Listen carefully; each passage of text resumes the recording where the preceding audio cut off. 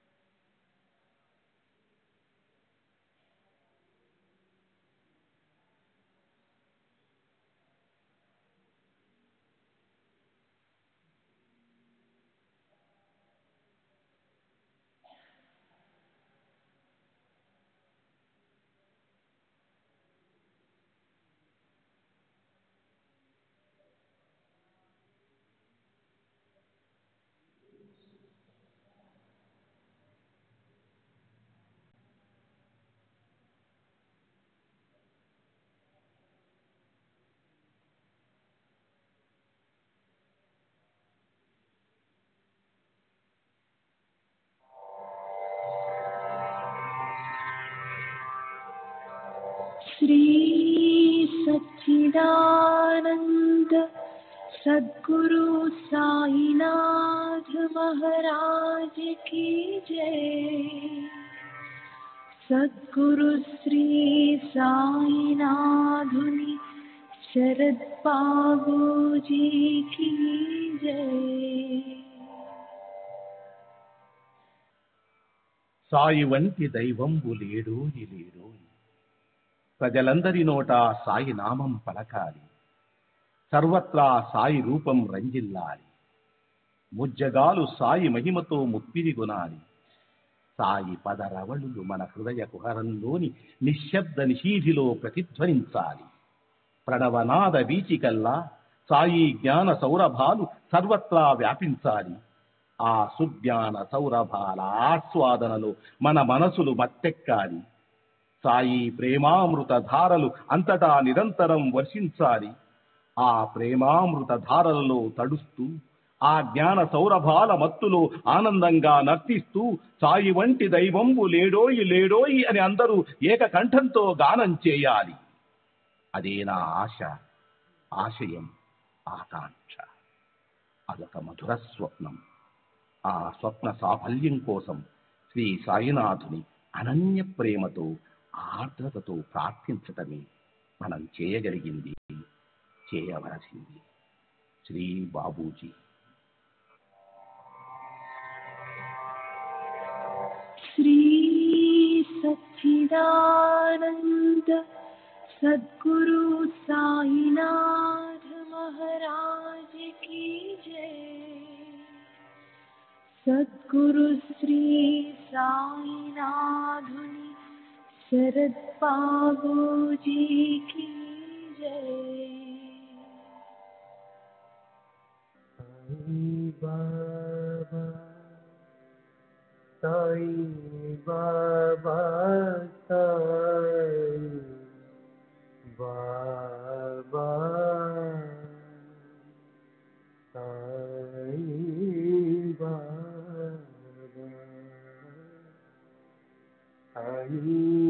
Baba Sai Baba